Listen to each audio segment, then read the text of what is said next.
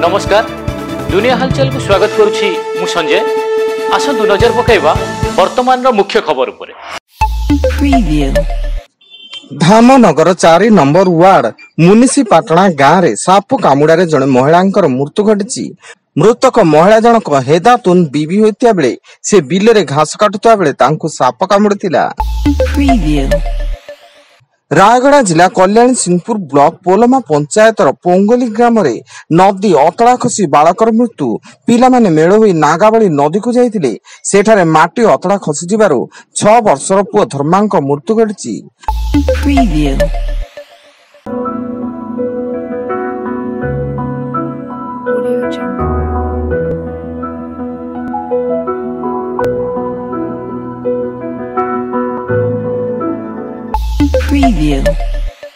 भुवनेश्वर लक्ष्मी सागर थाना अधीन झारपड़ा अंचल पोड़ी हुई मेडिकल रे चिकित्सित थिबा महिला शिल्पी दासगुप्ता मृत्यु। दीप नियारू पोड़ी जली जिबारु तांकु मेडिकल रे भर्ती करा जायतिला हेले सेठारे तांकर मृत्यु घटिथिबा सूचना मिलिछि।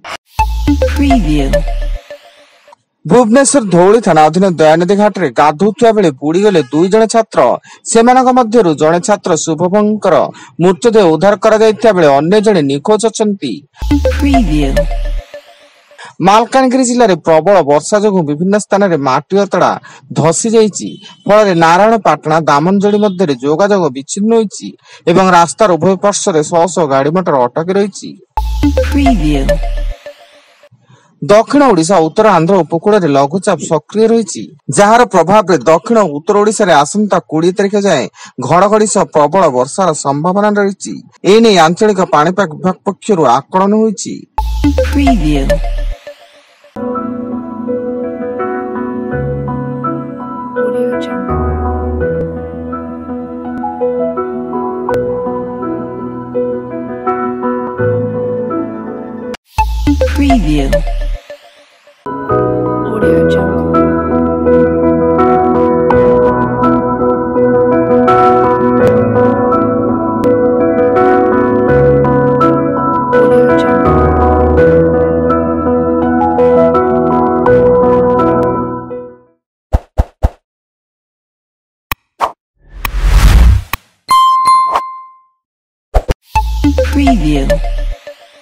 भुवनेश्वर राजधानी उपकंठ युवकों को पेट्रोल ढाणी हत्या। मृत युवक ज्योति कुमार माठिया संपत्ति भाग बंटा नहीं साबत भाई बापा बद लगी रही फल ज्योति घरे थिया बेले तांको साबत भाई प्रशांत माठिया एवं बापा सुरेंद्र माठिया पेट्रोल ढाणी निया लगा देथिले।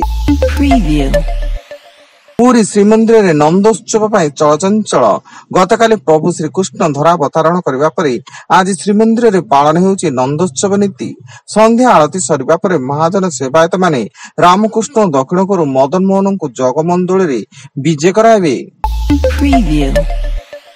पश्चिम बंगर बड़वान जिला अंतर्गत 19 नंबर जातीय राजपथर नाला फेरीघाट निकट छिड़ा होइतिबा ट्रैक्टर को धक्का देला यात्रीवाही बस। दुर्घटना रे 10 जन यात्रींकर मृत्यु घटिया बेले 35 जन यात्री हाथ होई बड़वान मेडिकल कॉलेज एंड हॉस्पिटल रे भर्ती।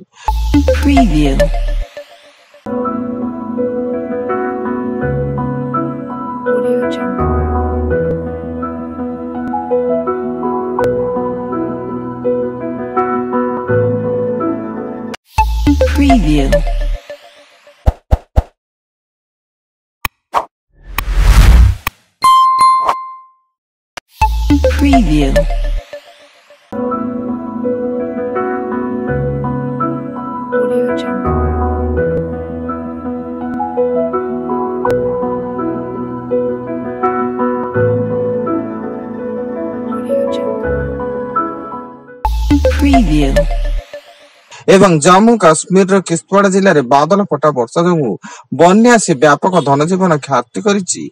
मृत्यु संख्या वर्तमान सुधा 50 टपिथिया बेले 160 जन लोक गुरुतर होइछन्ति एवं 220 रु अधिक लोक निखोज अछन्ति।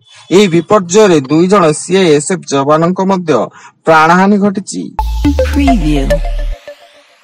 वर्तमान पई एतिकी अधिक न्यूज अपडेट्स पई विजिट करंतु आम वेबसाइट www.duniyahalchal.in। धन्यवाद।